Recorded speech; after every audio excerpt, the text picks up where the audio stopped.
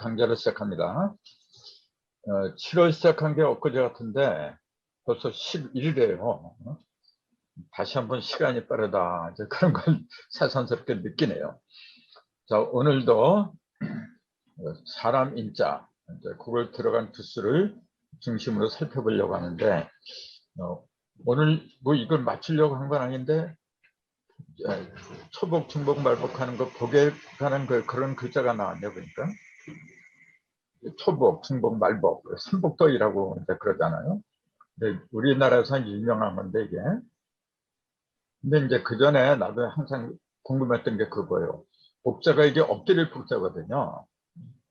엎드렸는데 이게 사람 옆에다가 개견자를 이렇게 써놨어요. 개도 요거는 개견자인데 정확하게 한다면 큰 개견이라고 읽어야 돼요. 원래는 다 큰 개는 견이라고 부르는 거고, 조그만 개는 이렇게 하죠. 개고. 그래서 우리가 구탕이란 말 있잖아요. 개 잡은 거. 근데 그거는 조그만 개를 잡은 거예요. 어쨌건 그 사람 인변에다가 큰 개견을 붙인 게 엎드릴 복자더라. 그러니까 이제 사전 같은 데 보면 뭐라 했냐면은 개가 사람 옆에 엎드려갖고 사람의 눈치를 본다 해서 복자가 원래 살피다, 엿보다, 그런 뜻을 나타낸다. 그렇게 이제 나와 있어요. 글쎄, 내가 볼 때는 그건 지극히 그냥 사적인 생각이지 어떤 법칙에 입각한 건 아니라고 봐요. 그게 무슨 말씀이냐면은 왜 하필이면은 사람 옆에 개가 엎드려 있느냐 그 얘기예요. 그걸 삼복날씨하고 연결시켰느냐. 난 그게 궁금한 거예요. 그 전에 이제 복에 관한 거 이제 잠깐 말씀을 드린 기억이 있는데, 그 전에 그런 말씀 드렸거든요. 이 복자는, 엎드릴 복자는 부천의 개벽을 알리는 문자다. 네, 그렇게 말씀드렸어요. 개는 이제 12지지로 술이라고 그러는데, 개술자. 근데 요게 7도 이동을 하면은 어디로 개가 어디로 가느냐 하면은 사로 들어간다 그랬잖아요. 유는 진짜로 들어가고, 그 다음에 나오는 술은 서자로 들어간다. 근데 그랬잖아요.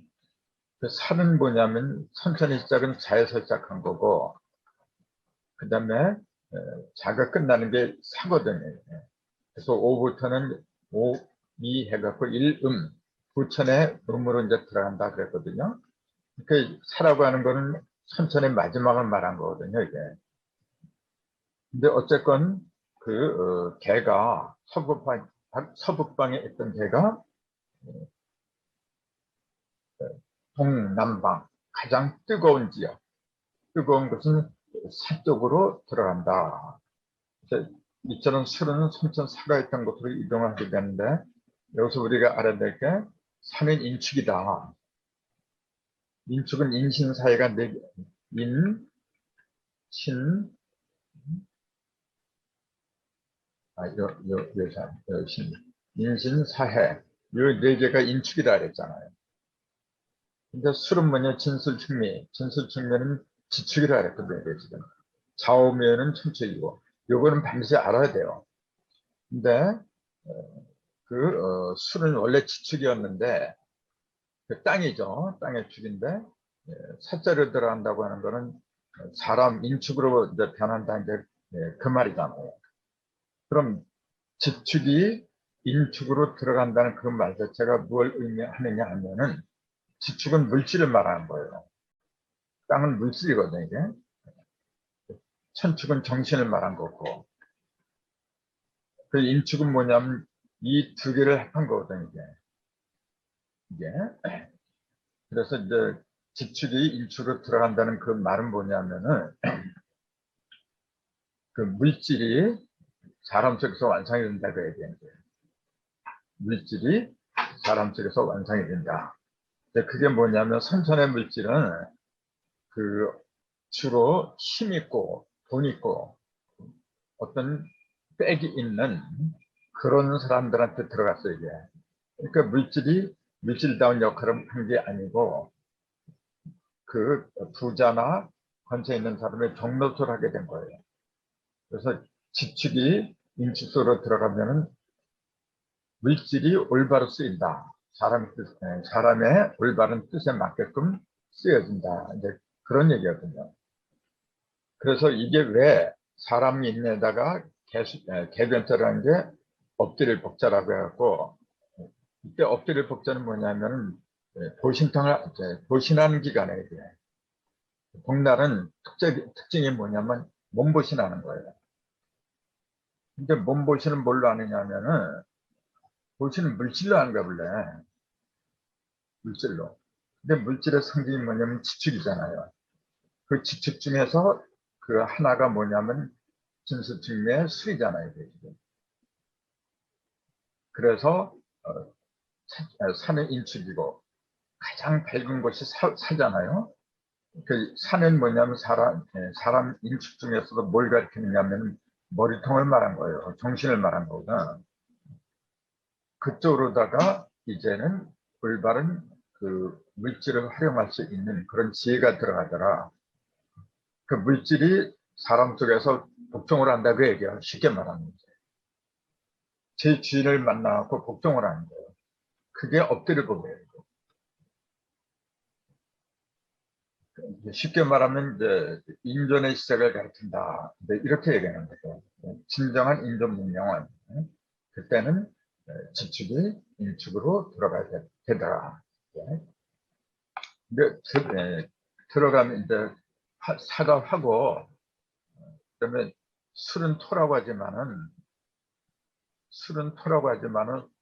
뭐가 많은 토냐면 금이 많은 토거든요. 똑같은 토라고 해도 지는 뭐가 많다 그랬어요? 지는 봄에 목기운이 많은 거예요.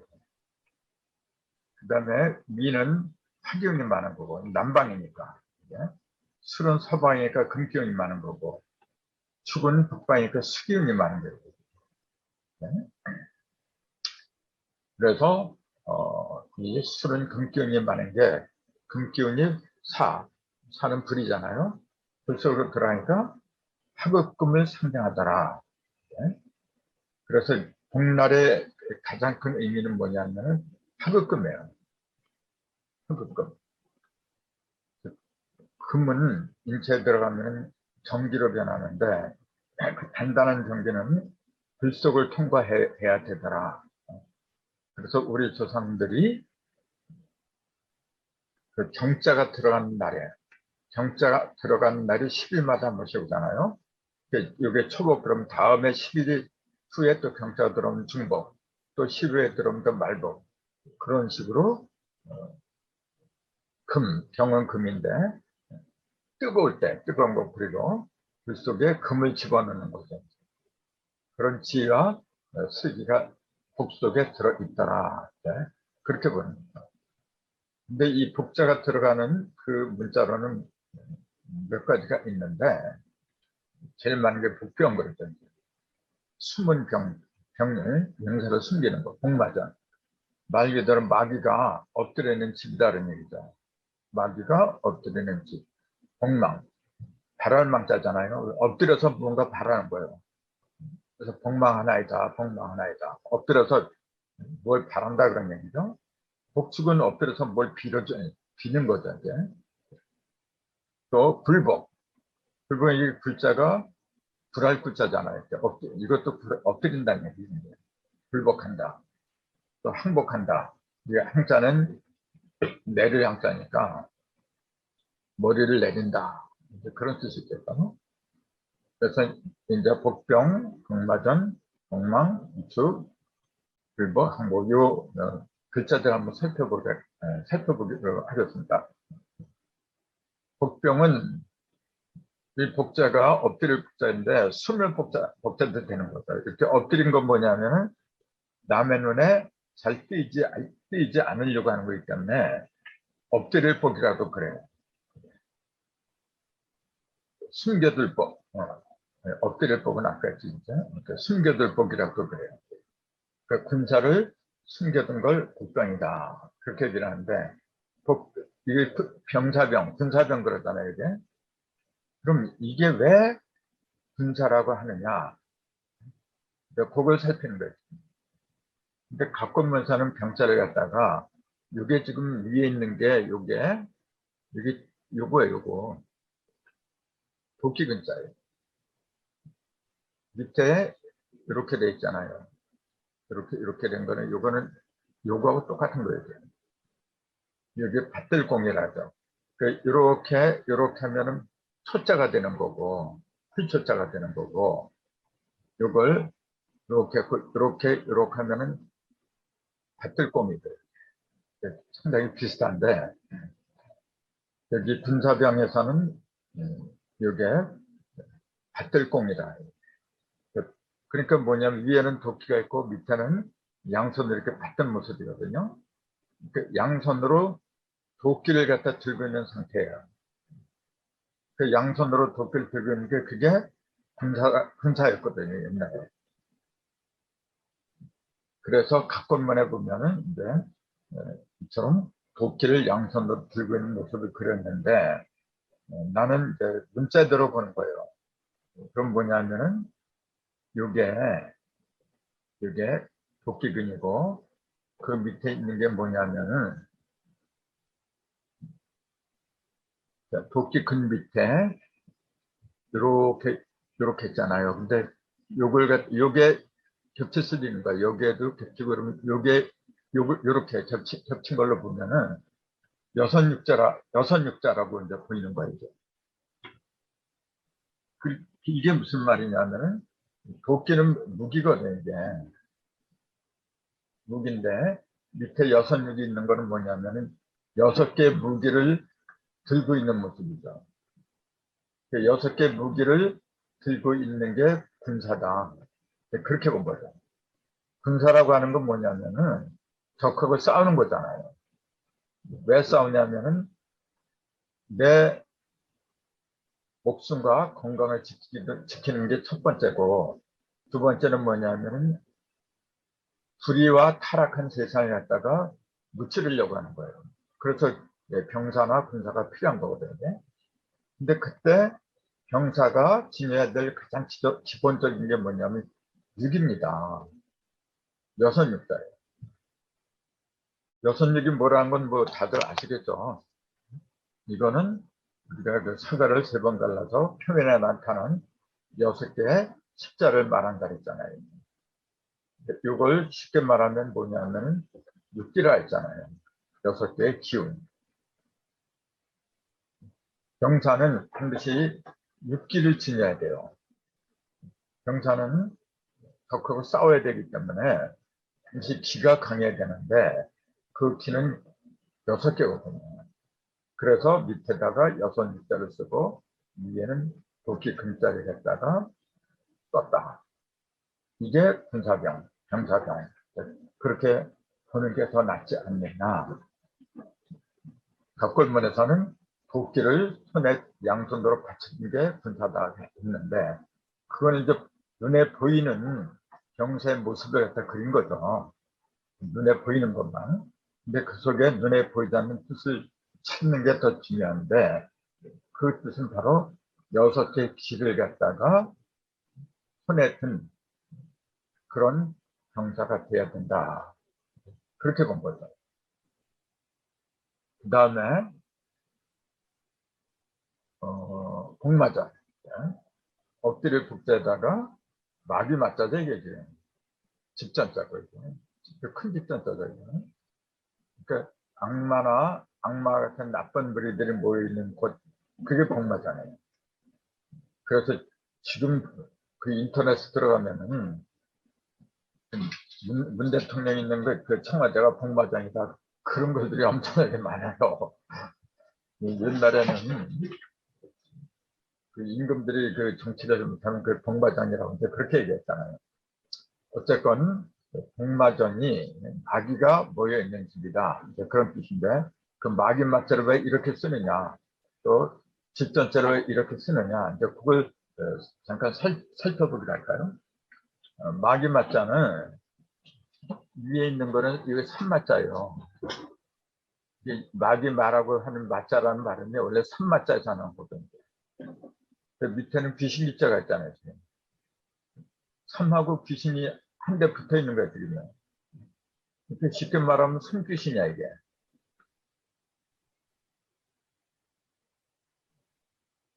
손귀신 이상하잖아요. 손하고 귀신하고 도대체 무슨 연관이 있나? 연관이 있겠죠. 그러니까 문자로 만들었겠죠. 그래서 산마자를 한번 보세요.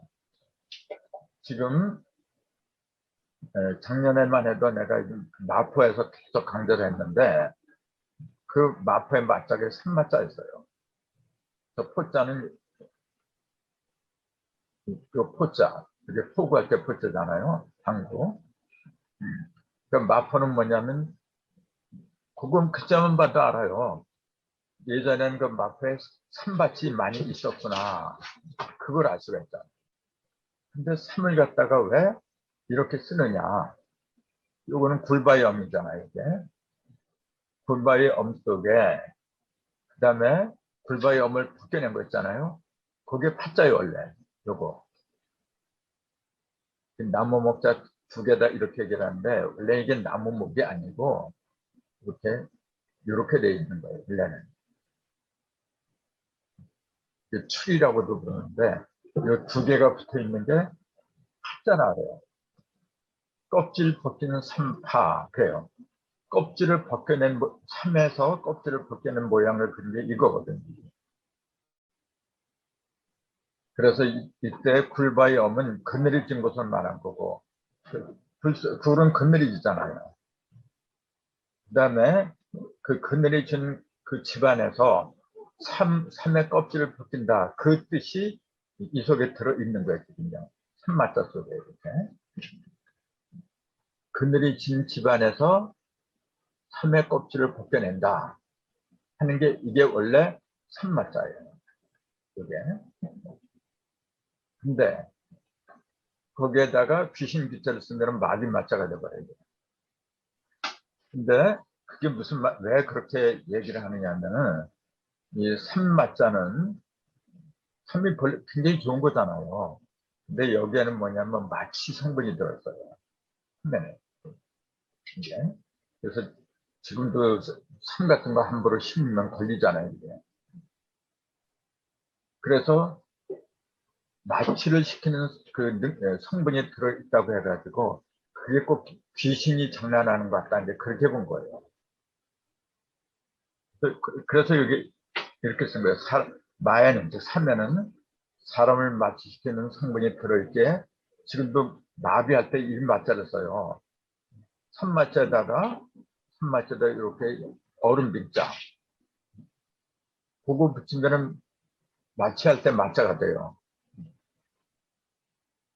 마취나 마비할 때 이 마자가 삼마자에다가 얼음 빙자 요거만 붙인 거예요. 이렇게.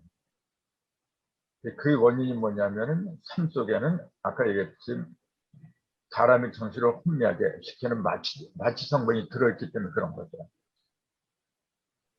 귀신 귀자를 한번 볼까요? 이제 산마자는 그런 거고 귀신 귀자를 한번 볼까요?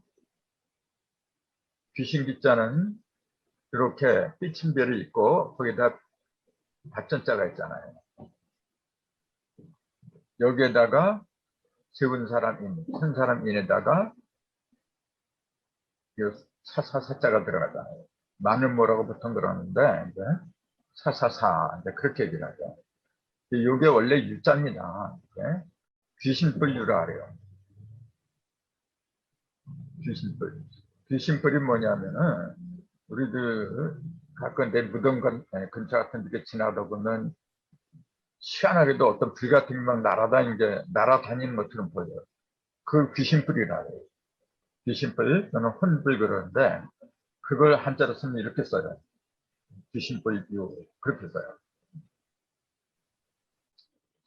그 다음에 손사람이 인자, 그 다음에 사사사자 이렇게 되는데 그걸 사전에 이렇게 설명을 해요.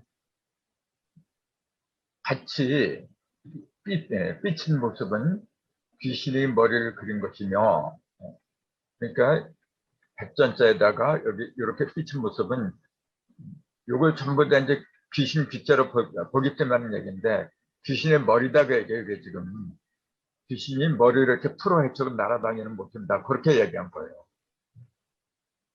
그 다음에 요건 사람인이고 이게 마늘모는 뭐냐면은 사람을 해치는 무기라고 본 거예요. 그래서 대체 이 귀신귀를 갖다 풀이한 오편들을 보면은 이렇게 얘기해요. 사람을 해치는 귀신을 가리키는 글자다. 머리를 풀어 헤치고 귀신이 다니면서 사람을 갖다가 날카로운 선기창 같은 걸로다가 해친다. 해서 귀신귀다. 그럴듯하게 풀이를 해놨죠. 근데 저는 이렇게 봐요. 문자 그대로 봐야죠. 그러면은 이 발전자는 뭐냐면 음량 갖다가 품은 받치잖아요. 그걸 빛나게 하는 거예요. 음량과 성극을 내포한 밭을 갖다가 빛나게 하여 요거는 사사사예요. 사사사는 뭐냐면 자기 것이다 그런 얘기죠. 사사사 또는 스스로사 이렇게 되죠. 그래서 우리가 사리사욕을 차린다 할 때 요렇게 해요. 요때 사자를 쓰는 거예요. 이렇게. 요건 벼화자잖아요. 이거는 곡물을 말하는 벼를 말하는 벼화자 이게. 그 곡식에다가 사사사자를 붙이면 이게 뭐냐면 개인 사자가 돼요. 자기 것이 됐다 그 얘기지 한마디로. 벼는 열매잖아요. 벼가 개인 것이 됐다 이제 그 얘기지 이제. 그래서 이 사자가 자기만을 아는 면으로 볼 때는 나쁘지만은 내 것으로 만들지 않으면 안 된다는 면으로 볼 때는 당연한 거예요 이게 지금. 전체와 개인이 원래는 같은 건데 아무튼 이 사적인 거다 그러면 되게 부정적인 면으로 보는데 그런 게 아니죠 사실은. 어쨌건 이 귀신 귀자를 보면은 내가 풀이할 땐 그래요. 이렇게 음량을 갖다가 품고서 100개 드러내고 그 다음에 그걸 내가 잠자는 게 아니라 세워요. 세워서 내 것으로 만들어버려. 그럼 이게 귀신이라면 귀신처럼 영통한 사람 된 거예요. 귀신이라 해서 반드시 나쁘다 그게 아니에요. 저 사람 귀신 같다 그렇게 얘기할 때는 도통한 사람 말한 거죠. 도통한 사람. 근데 대부분 이제 안 좋은 면으로 부정적인 면으로 이제 보는데 그 위에다가 산마자를 쓰면은 마취를 시킨 귀신이 마취가 된 귀신이다 그런 얘기예요. 제정신이 들어간 귀신이 아니라 마취가 된 귀신이다. 하니까 그걸 악마다, 마귀 새끼다. 그렇게 얘기를 하는 거죠. 그러니까 한자를 근본적으로 이렇게 알면 재미가 있단 말이에요. 이게. 그 다음에 복마찬할 때 집전자죠. 이게 큰 집을 말한 거죠. 작은 집은 그냥 이렇게 집과 짜라예요. 이렇게. 근데 큰 집은 이렇게 쓰죠. 이 집전자는 뭐냐면 필전자. 전시할 때 이전자를 쓰죠. 전시라고 하는 건 뭐냐면 펼쳐서 십자가 보이시자니까 펼쳐서 보이는 걸 전시해라. 그 필전자하고 그 오른편에 몽둥이수 또는 팔모창수 모가 8개가 난 창. 이 숫자가 들어가면 무기를 말한 거예요. 몽둥이나 창 같은 무기를 말한 것인데 그럼 필전자하고 몽둥이 숫자가 붙으면은 집은 집인데 뭔가 무기가 붙어있는 집이란 말이에요. 그러면은 이제 전체를 한번 살펴봐야 되잖아요.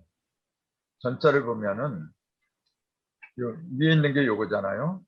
그 다음에 속에 들어있는 게 밭들 공짜잖아요. 네.